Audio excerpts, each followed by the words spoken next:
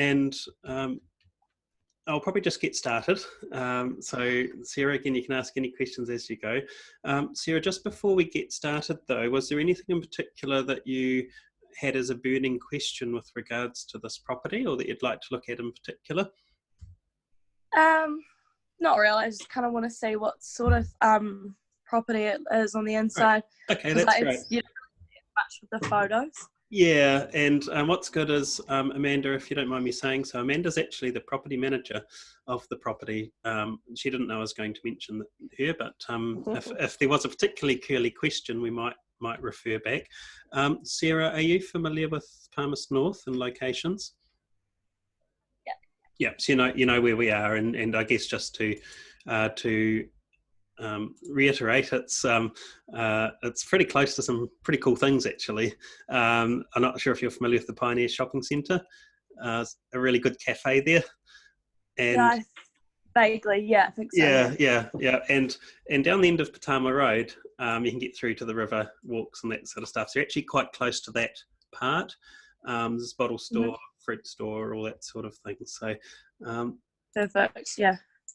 Now, one thing that we normally like to do is have a 3D model that we can walk through, like literally walk through even on screen, but we don't have that, unfortunately, today. So, Amanda, the property in question is a property at the front, I'd imagine, this one here? Yep, that's it. It's actually on a back section. There's a house in front of it. Alrighty, hey. So you don't necessarily, can't tell that from the photo. So you're actually back off the road, which is quite good, I guess, for quietness. I don't know, that not too familiar with the home itself, but suffice to say it'd be well insulated. And any areas of the home that aren't insulated, Amanda, so far as you know?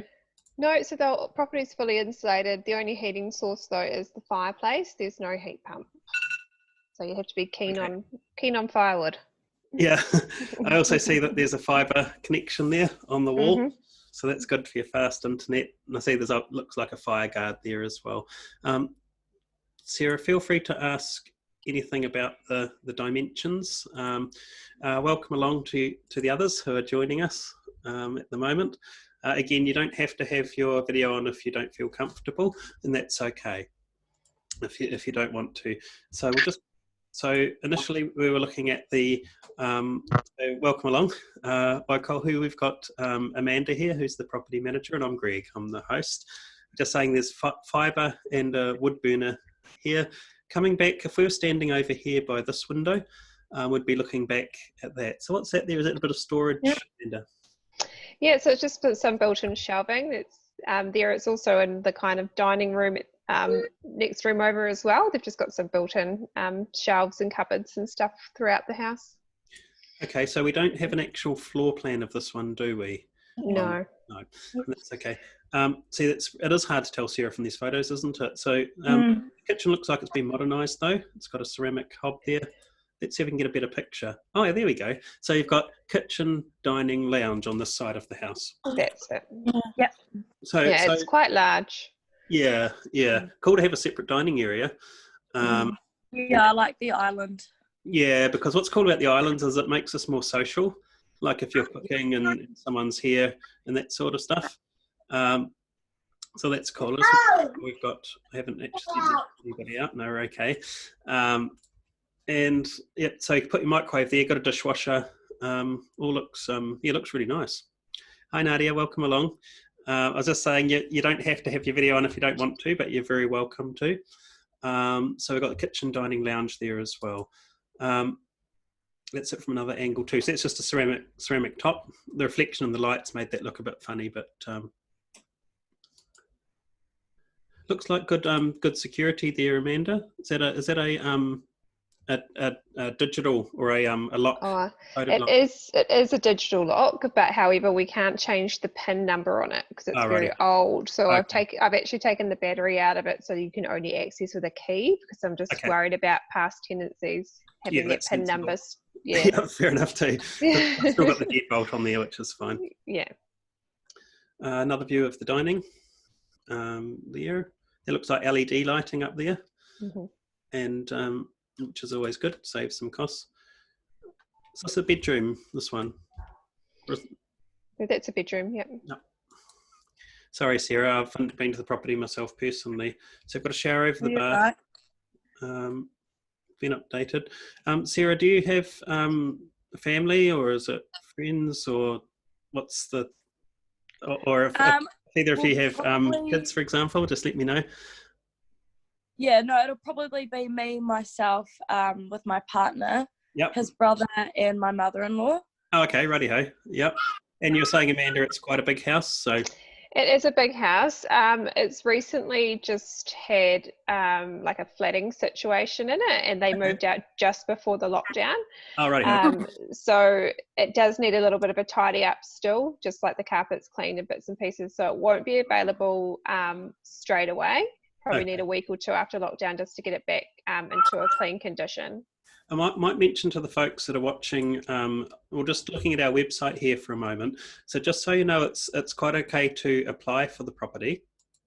And how applying works is that you have a form that comes up, and it asks you a question down here that's quite important. If you don't have a tenant profile, it's worth making one by clicking yes, and then it goes through and you apply for the property. Sorry, I beg your pardon. You should, you want, it's worth, sorry, you tick yes if you've got a profile already, or you tick no if you haven't. So you tick no and you fill out your application for the property, and that's all good. But then it's worth saving that profile. So if for any reason, for example, let's say, heavens forbid, you weren't successful on this property, then you don't need to fill out any more details to apply for any of our other properties or with companies that use this particular service. So I just thought I'd mention that, that if you apply once, then it's then easy to go from there. So this room here, this looks like a big room, Amanda. Is this the main bedroom? Yes, that's the bedroom at the very front of the house. So that's the first bedroom, and again, it is the largest. Yeah. So it's possible to apply for properties now, but it's also, if you didn't feel 100% comfortable, if you felt like, okay, we can't tell perfectly what it's like, you could still apply, but just make some notes in there to say you still want to actually physically visit it. Or if there was someone who wanted to apply and said, we're happy with it, how, from what we've seen, then I guess, Amanda, we could still make contact with folks that have said, well, we wanted the opportunity to have a look. But if we have someone who applies as it is, I guess it's only fair to then say to the others, well, this is what's happening. What do you want to do? Yeah. So you've got a nice area here. Now, as Amanda mentioned earlier, Nadia, that this is on a rear section, which is quite good. You're in a real awesome location, like really close to the Pioneer shops and etc.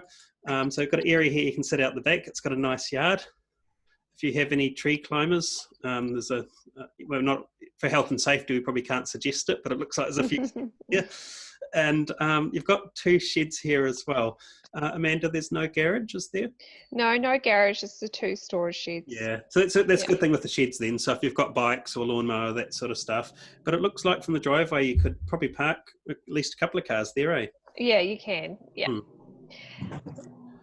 So that'd be sort of down there. So there isn't lots of photos, but one of the advantages of having Amanda here or myself is that you can ask us any questions, so feel free. I just wanted to go to the map to show Nadia. So Nadia, are you familiar with Palmerston North? Yes, I am. I have just been living down off, what is it, Patama. So just literally around the corner. Yeah, that's cool. Yeah, so you're familiar with all the shops here. Yeah. The church there, the river walks, etc. That's good. Okay, well, that's cool. So I probably don't need to tell you how there's so many awesome things nearby and bus routes and all that. Yeah. So, yeah, I guess I'd just open a little bit to questions. Is there anything, Amanda, that you might like to add because I'm not so familiar with the house? Or it doesn't have a main gate going out onto the road, so if you do have a dog, it's probably not the best, because there's no way of keeping a dog fenced in. There's just that little fence in front of the house there, but that goes all the way around and they can just come out the driveway anyway. More decorative. Okay. Yeah. Does the fireplace work? Yep, the fireplace works. Yep. Are we able to put up a gate if we have one? Because I bought one for our property that we're in now. Yeah, it's definitely an option. So if you're applying with a dog, I would be putting that in your application. Or young children, if you want to. Yeah, or young children. Yep. Yep. That too. And that's where the general thing with rented properties is you can pop something up as long as it's able to be removed without doing too much damage. Yeah. You remove it. So that's sort of like the golden rule sort of thing. So that's positive. Yeah. But going back to the wood burner itself, that looks like it's got the adjustable heat sort of situation.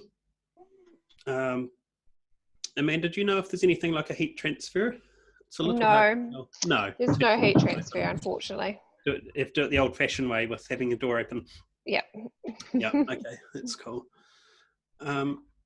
Yeah. So other than that, I guess it's just really opening to questions. I just did so that's a really funny looking photo, that one, because it looks way better from that angle. But I guess what it does show us, if you were standing by the dishwasher with your back to the dishwasher looking towards the bench, then you can see that that's the back door there. Got the laundry there and so forth. Excuse the phone.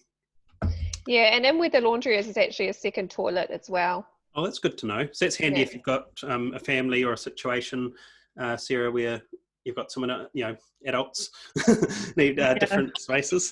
And I guess the good thing with the laundry as well there is that you can wash hands there and that sort of stuff as well. Okay. One thing when you look at properties, for folks that are having a look through at the moment, you can assume that things work unless we tell you otherwise, as a good way of, and that goes with any property that you look at, and that's where if something, like, let's say for example, if you're looking at a property and you assume that dishwasher works, that's perfectly fair to assume, and if it didn't work, then the landlord should fix it when you move in. So it's a good question about the fire, because that leads us to think about, well, that's where we could let you know if there's anything else that doesn't work. But yeah, so you've got storage on this side in the dining. That's always handy, just to pop a few things, and then you've got the storage on the other side in the lounge as well. Is that a blackboard there? It is, yes. a few random drawings or messages on the way past. This looks a bit like a breakfast bar, potentially as well. Yeah, you could put a couple of stools there. There's a bit of a gap between the hobs. Not huge, but certainly I like that social aspect to it, particularly with family and that sort of stuff.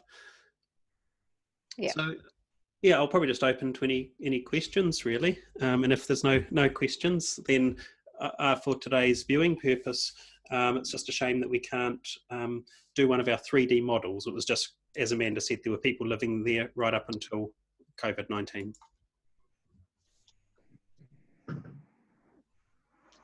But if there's no questions, then again, I'd encourage you, if you wanted to apply for this, you're most welcome. There is provision in there to make some notes around, I believe, Amanda, around some notes if you had special requests, like if you wanted to actually view the property. There is probably a question in that application that says, have you viewed it? It's okay to tick yes in the context of that you've had this meeting with us today. Okay. But if you want to actually physically look through, that's always a good idea.